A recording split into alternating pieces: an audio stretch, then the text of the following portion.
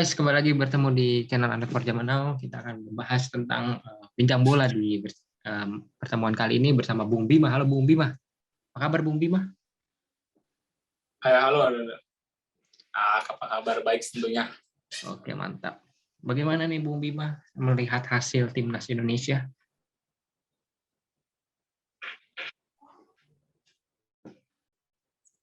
Lupa ini mengejutkan, tapi kalau setelah melihat pertandingan yang disajikan oleh 4 tim yang berada di sini nggak mengejutkan dan bahkan hal wajib untuk lolos.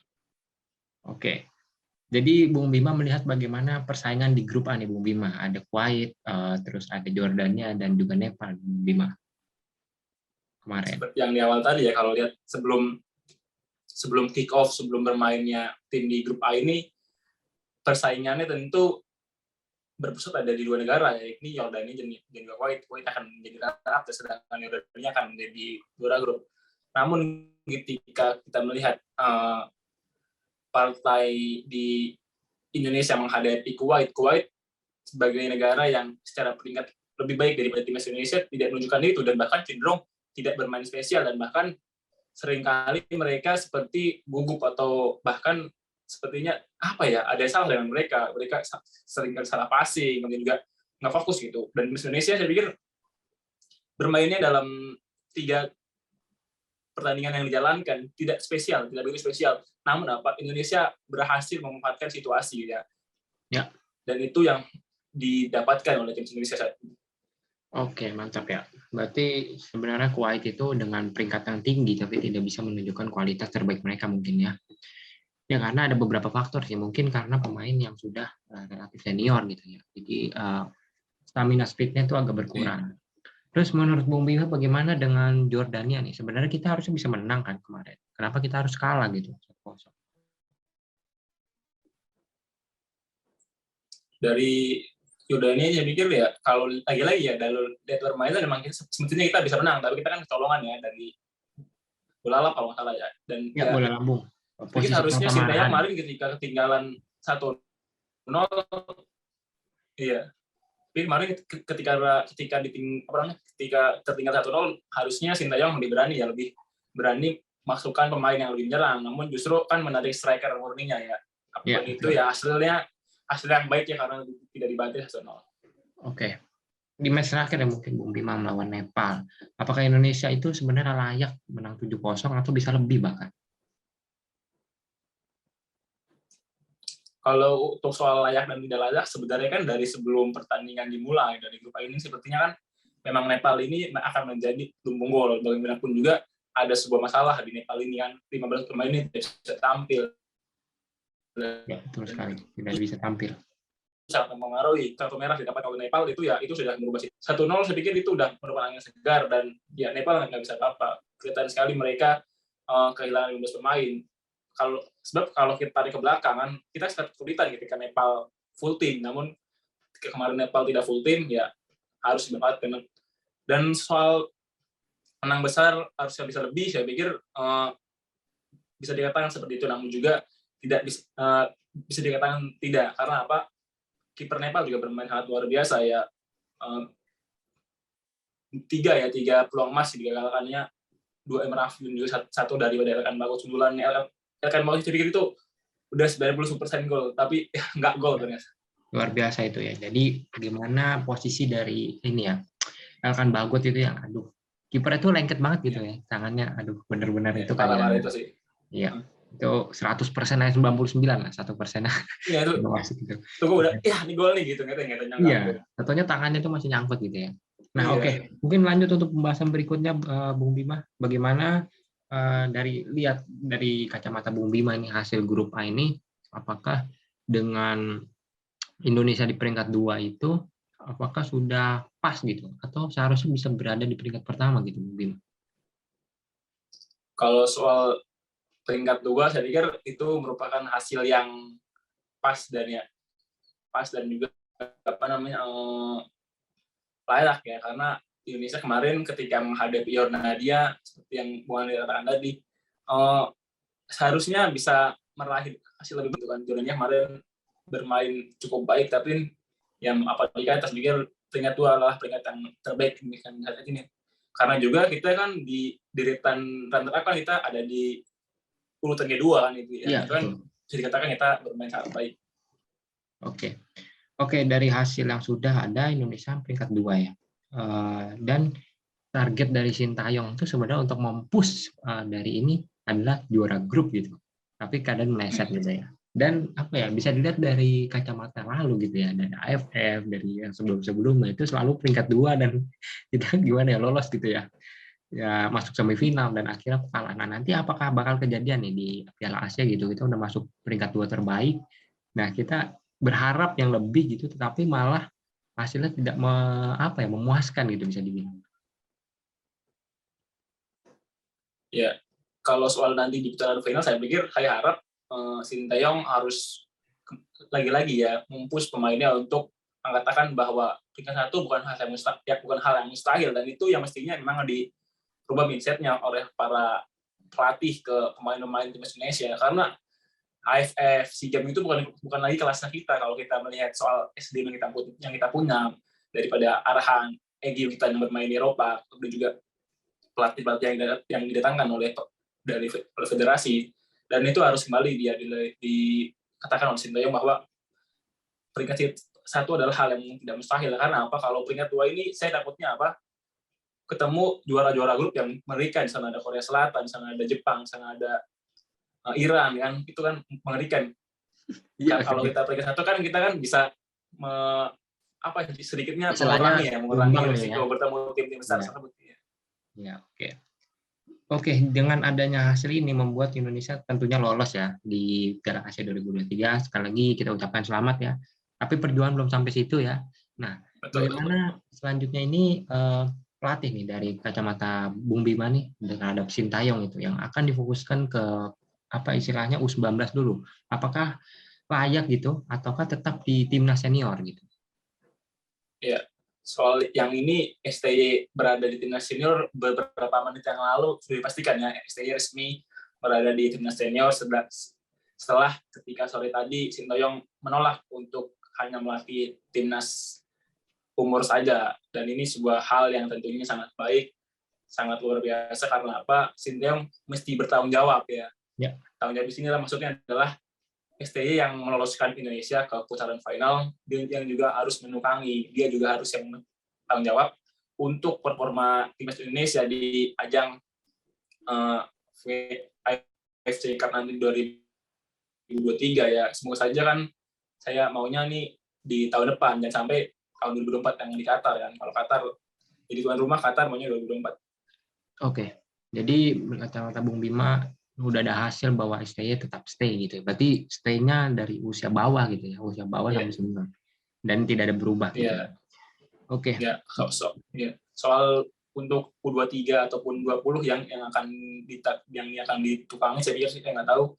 Yang jelas mereka STY akan tetap di senior. Oke. Menurut Bung Bima dengan adanya STY yang memegang terlalu banyak ini timnas gitu ya, apakah bisa hasil maksimal? Karena kalau jujur ya, gue sendiri nggak yakin gitu bahwa apa ini bisa maksimal dengan baik seperti itu. Dengan target soal biasa. Tidak efisiennya ya, tentunya sangat tidak efisien, karena bagaimanapun juga yang 3 tim dalam sepak bola itu bukan hal yang bagus, dan tidak ada ya di negara lain yang melakukan hal tersebut, hanya di Indonesia saja di negara kita ini. Sangat tidak wajar ya. Sebenarnya ini kan bisa ditanggulangi. Sepertinya kita mencontoh Belanda, mencontoh Jerman. Asisten-asisten berarti timnas senior ini adalah pelatih-pelatih yang ada di kelompok umur gitu kan. Ini yang harusnya dilakukan. Saya sudah pernah ngomong ya, tahun 2017 ataupun 2018 harusnya nih saat itu Mia yang menjadi pelatih. Harusnya tuh asisten yang bilang itu dari pelatih U18, dari pelatih U16 dan pelatih U23.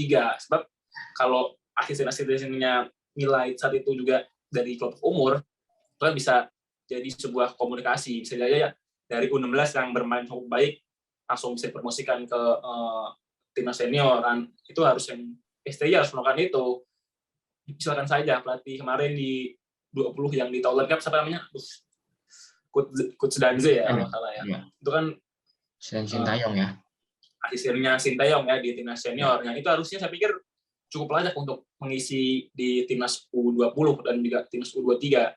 Sakti kemarin juga ikut ya, ada di Thailand Cup, dan Sintayong harus menyalin sebuah komunikasi yang continue kepada asisten-asisten ini. Kalau perlu, ketika asisten-asisten atau pelatih dari kelompok umur ini tidak ada kegiatan ataupun tidak ada training camp, bisa diajak tuh ke timnas senior gitu.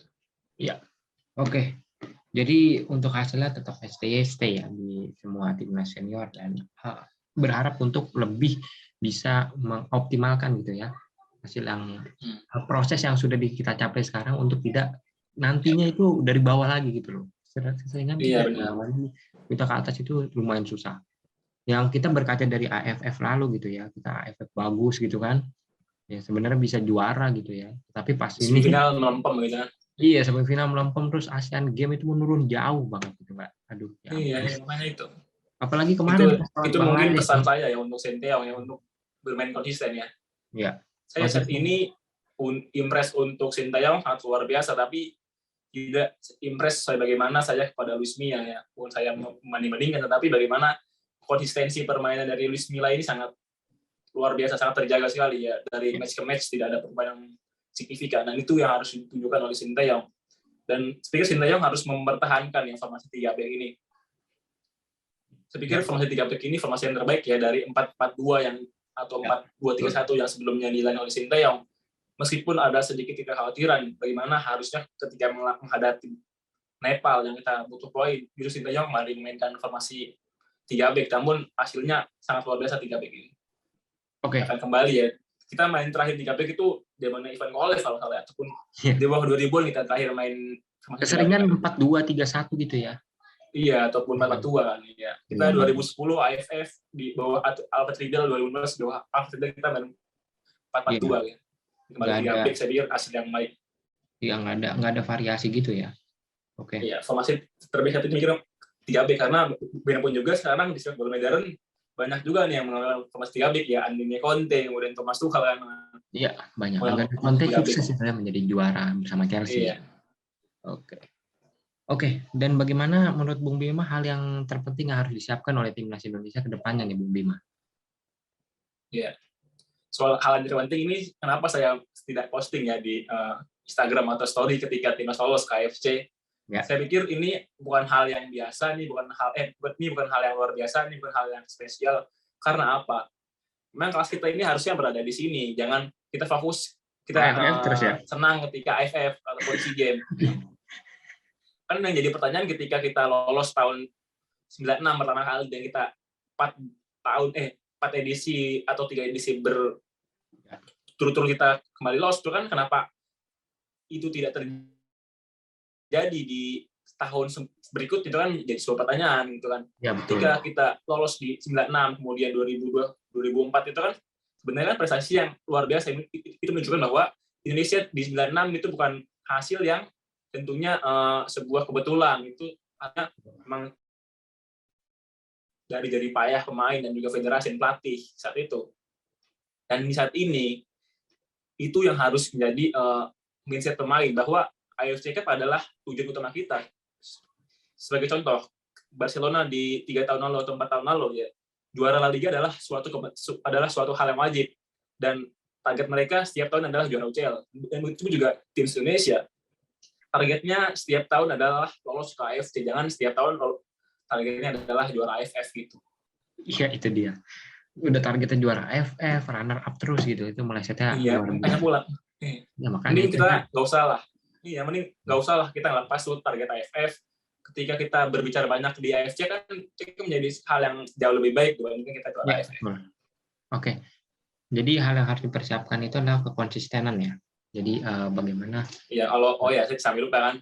Hal yang harus dipersiapkan itu tentunya federasi itu harus menyiapkan sebuah wadah ya. Karena bagaimanapun juga nih timnas ini kan terbentuk dari wadah yang baik gitu kan. Wadah yang baik itu apa sih? Liga dan juga FIFA Matchday. Jangan sampai pelatihnya udah baik namun wadahnya ini kan nggak baik, sama aja bohong gitu kan.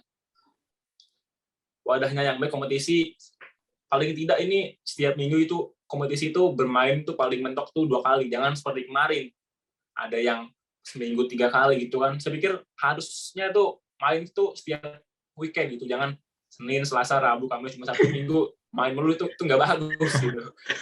Main dulu setiap weekend tuh, Jumat, Sabtu, Minggu, Senin. Tiap hari rajin ada tapi match itu kan. nggak terlatih tuh fisik kayak gitu. Terus makanya itu kan, terus Kita boleh juga rajin tuh tapi nggak ada istirahatnya, itu salah gitu ya.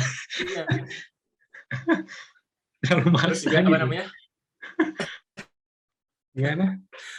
Itu kan kocak gitu kan, nggak ada itu sehari main nggak ada gitu. Iya. Itu nggak ada. Di luar pun Seperti nggak ada apa kayak gitu. Minimal saya ya. inginkan tuh Iya. iya, Ya beda sama futsal gitu ya. gue Futsal ingin tiap tuh hari. iya, gue ingin tuh apa namanya, ada jadwal yang baku gitu, jangan sehari atau 2 hari atau 3 hari sebelum match day itu ada izin kepolisian bermasalah. Itu udah hal yang tentunya Ya. amat-amat tidak perlu terjadi di sepak bola modern gitu. Ya betul. Seperti saat ini kita kan ya, IPL kan udah keluar nih jadwal ya. Bayangkan saja 2 bulan ini, tapi kan jadwal udah keluar, berbanding terbalik dengan Indonesia. Indonesia seminggu atau 2 hari aja belum tentu keluar jadwalnya, baru semuanya keluar jadwalnya. Ya, Gue ingin federasi dan PT LIB. Ya. Gue ingin federasi dan PT LIB ini membuat jadwal yang langsung 34 pertandingan itu main langsung disiapkan ini. FIFA match-nya itu langsung disiapkan jauh-jauh hari, jangan ketika sebulan atau 2 minggu menjelang FIFA match ini baru kita kelimpungan mencari lawan tanding. Itu kan jadi hasil yang tidak maksimal, karena negara-negara yang dijadikan bertanding ya negara-negara seperti Bangladesh, seperti Timor Leste. Kalau kita menyiapkan dari setahun sekarang, sekali kita menyiapkan jadwal liga, ini kan paling tidak menghadapi Kyrgyzstan, paling tidak menghadapi Uzbekistan, melawan tim-tim dari Asia Timur lah paling tidak gitu. Untuk Eropa mungkin bisa timnya Yunani gitu ya. Dari Eropa mungkin seperti Yunani, ataupun kalau dari Amerika Selatan tuh seperti mungkin Costa Rica ataupun Honduras, itu kan juga tim-tim yang secara peringkat baik gitu. Ya. Oke. Jadi persiapan FIFA Matchday ya. Nah, berbicara dengan FIFA Matchday nih, Indonesia tuh apa ya? Masih melihat terlalu jauh gitu. Ya, masih melihat terlalu apa ya? Jauh dengan kualitas yang apa bisa dibilang jauh kita lawannya gitu ya. Hanya untuk menaikkan peringkat FIFA gitu bisa dibilang. Nah, ya benar. Nah, itu ada di pernyataan dari Coach Justin gitu ya. Jadi ini agak mengambil kutip sendiri. Jadi gimana kalau Indonesia tuh harus membuat ya FIFA Matchday itu ya misalkan lawan Spanyol gitu ya, atau lawan-lawan yang ya dari tim-tim yang jauh di atas seperti yang Bu Bima katakan tadi gitu ya. Jadi nggak di bawah hanya untuk menaiki ranking FIFA aja gitu. Itu pendapat Bung Bima. Iya benar, karena kalau soal menaikkan ranking FIFA itu saya pikir itu bisa dilakukan ya untuk FIFA Matchday selanjutnya gitu. Jangan setiap FIFA Matchday lawannya untuk kita mencari poin sama aja bohong. Mending Anda setiap FIFA Matchday mainnya lawan Brunei Darussalam aja, atau melawan Sri Lanka itu setiap ada FIFA Matchday gitu kan. Pas ada FIFA Matchday. Ya. Kan ini juga udah kangen ya. Terakhir kita kan menghadapi Iceland yang secara peringkat sangat jauh ya di atas kita. Saya pikir kita harus melakukan itu. Kalau perlu yang seperti saya katakan tadi sebelumnya, dari setahun sebelumnya ini ataupun dari ketika persiapan jadwal liga, kita berkirim surat lah ke misalkan dari 50 besar Eropa ya. Kita terbang ke Eropa ini nggak apa-apa gitu kan. Banyak kok saya pikir sponsor-sponsor yang akan mendanai kalau kita tampil baik gitu. Ya, nggak ada salahnya juga kita terbang ke Eropa gitu, meskipun kita bantai 5-0, tapi kan hasilnya berbeda tentunya dengan kita menang 2-0 tapi menghadapi Timor Leste gitu, nggak dapat apa-apa. Iya sih, udah mainan di Indonesia juga gitu ya, wasit Indonesia diuntungin. Kemarin kan wasitnya Indonesia juga kan. Makanya itu kemana Bangladesh itu kan udah wasit. Iya. Ya wasitnya Indonesia gitu, kayak kurang apa ya, kurang berasa ininya, atmosfer AFC-nya gitu kurang. Iya, kurang greget. Jadinya kan juga ada sedikit berat sebelah kan jadinya kan. Iya, makanya itu. Nah, untuk berbicara dengan AFC ASEAN Cup ini, kira-kira menurut Bung Bima Indonesia akan bertemu siapa nih? Pasti pot-potnya akan berat ini ya, undian grupnya. Menurut Bung Bima siapa nih? Prediksi Bung Bima. Kalau di pot A kan saya pikir lawannya ada Korea Selatan, ada Jepang, ada Iran ya. Saya pikir Ya. saya sih ingin bertemunya itu kalau di pot A, kalau di pot 1 ini saya pikir nggak ada pilihan ya. Saya pikir di Iya, pot kalau 2, menurut pot Bung 3 Bima saya pikir ada harus pilihan. terpaksa memilih, harus terpaksa. Saya pikir kalau di pot A ini saya pikir gue pilih Iran ya, atau Iran. pilih Iran. Ya. Ada ini Kemudian di pot di mana? 2 ini gue Pot A ya, oke. Pot A mungkin nanti bisa sambil gua share screen ya. ya. Mungkin. Ya, mungkin berbicara dulu Bung Bima sambil menunggu share screen-nya. Oh ya, mungkin bisa Iran ataupun Irak, kemudian juga Lebanon, kemudian juga ada Tajikistan ya. Saya pikir Indonesia gitu. Saya pikir ataupun India ya, ataupun Bahrain juga tidak terlalu berat, ataupun Syria gitu. Jangan bertemu. Saya pikir untuk hasilnya saya pikir kalau tidak bertemu Australia, Jepang, Iran, Irak, Korsel ini saya pikir nggak ada sebuah masalah besar ya. Saya pikir itu tadi yang saya katakan di pot 1 ini kita nggak bisa milih, namun ketika di pot 2, pot 3 saya pikir itu bukan lawan yang berat ya. Namun kalau memilih mungkin bisa segrup dengan Tajikistan, dengan juga Syria ataupun Oke, ini gue share screen dulu ya. Gue akan share screen bagaimana pot ya. Jadi bagaimana Indonesia ini bisa nggak gitu untuk apa ya? Kira-kira prediksi satu grup Indonesia itu sama siapa ya gitu ya. Oke. Sebentar dulu Bung Bima. Jadi menurut Bung Bima tadi ada Arab Saudi ya? Ya Arab Saudi, Tajikistan ya, pikir berharap di pot 3 ya. Jangan berharap ya. Kalau di AFC ini kita boleh bertemu selama tim Asia Tenggara apa tidak ya? Oh ya benar ya. Di pot 1 gue pilih Saudi ataupun Iran ya. Karena kalau ataupun Australia juga nggak apa-apa gitu. Kalau untuk Jepang, Korea, kan kita nggak melawan Korea Selatan gitu ya. Iya, pikir saya mungkin juga sedikit agaknya melawan Korea Selatan ini kan terlalu berat ya, karena kita tahu ada Pan Seung-min sana kemarin. Dan nih dari 4 tim ini kan 4-4-nya kan langganan Piala Dunia ya, Piala Dunia. Ya, Asia Piala Dunia juga ya. Ya, saya pikir kalau boleh memilih di pot 1 ini paling memungkinkan saya pikir Iran ya, Iran. Kemudian di pot 2 ada mungkin bisa Bahrain ya. Ya, Bahrain. Kemudian di pot 3 mungkin bisa Lebanon. Pot 3 Lebanon, oke. Pot terakhir Indonesia ya. Indonesia. Oke. Luar biasa. Ataupun Kyrgyzstan ya. Saya pikir pot 2 saya pikir pot 3 ini nggak ada masalah ya. Masih ada peluang untuk menjadi runner up. Saya pikir untuk kalau melihat permainan kemarin, karena nggak tahu ya kemarin hasil di kualifikasi ini sangat mengejutkan. Saya pikir Mongolia tidak menjadi lumbung gol, Bahrain juga tidak bisa menang ya. Begitu besar menghadapi Bahrain itu biasanya menangnya luar biasa. Malaysia. Iya, banyak sekali. Saya pikir hasil-hasil yang di Asia ini saya pikir banyak sekali hasil-hasil yang mengejutkan. Berada di luar yang di luar dugaan gitu kan. Seperti bukan tim besar atau tim kecil menang dari tim besar, namun hasil dari tim besar yang besar dari kemarin dari hasil kualifikasi ini. Iya, betul sekali Bung Bima. Oke, jadi prediksinya seperti itu ya Bung Bima ya.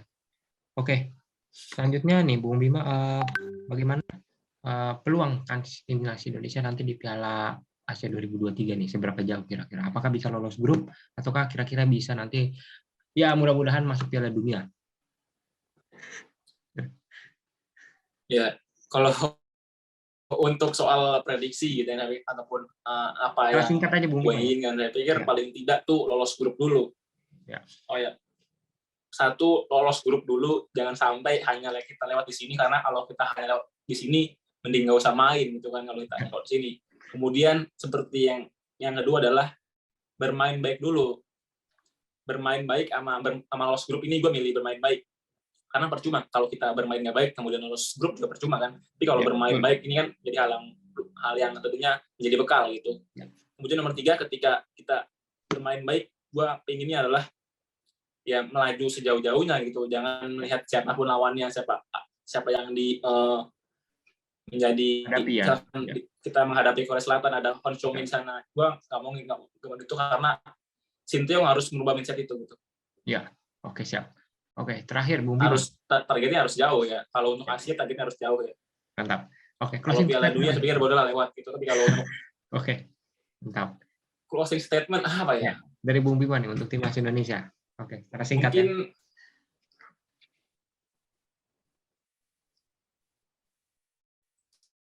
Tapi kalau yang gue mau katakan lagi adalah buat kembali wadah yang baik, jangan hanya dari timnas senior, tapi dari kemudian U18, U17 atau U18, U20 ya. Gue inginkan itu karena bagaimanapun juga gue menginginkan adalah siapa tahu kita menemukan bintang-bintang baru gitu kan, bintang-bintang seperti Marcelino yang lain gitu kan, yang bisa tampil nanti di Piala Asia 2023. Kemudian gue ingin juga pelatih-pelatih yang ada di Liga 1 ini memperhatikan ya striker-striker kita seperti Dimas Derajat, seperti Emre Afri, seperti Ezra Walian ya. Karena gue yakin dari pandangan gue juga untuk striker ini nggak lain ya dari 3 nama tersebut. Karena untuk Dedik dan Yudo saya pikir harus memberikan kesan yang atau bekerja keras dan di Liga. Sebenarnya Dimas Derajat dan yang terpenting adalah bagus ya. Ya soal pelatih ya, karena kalau pelatihnya tidak karena kalau pelatihnya tidak memberikan jam terbang ataupun kesempatan kan juga menjadi cuma. Saya pikir untuk striker itu tadi sih pesannya untuk para pelatih lebih memperhatikan. Karena kemarin Dimas Derajat dan juga Emre Afri bermain baik ya, meskipun Mas Fli gagal mencetak gol, tapi dia mencetak 2 assist. Kemudian juga saya Ezra lihat dari Persib Bandung main, Ezra sangat luar biasa, dia bisa menjadi sebuah senjata ya, yang karena dia sekarang bermainnya di gelandang ya, sini pun juga kaget. Ini Ezra Walian ini dari pertama di Milan menjadi gelandang ya, jadi sebuah senjata yang tentunya akan mematikan kalau detik. Oke. Sudah ya, cukup ya? Karena problemnya kan ada di striker ya. Iya, kalau betul. Soal back kan ada Jordi Amat, ada aman ya. Tapi striker ini. Baik, udah aman nanti Jordi Amat dan urgensi. Saya 4 nama ini Pak dipanggil. Oke, thank you Bu Mima atas kesempatan pada video berikut ini ya. Sampai jumpa di video-video selanjutnya.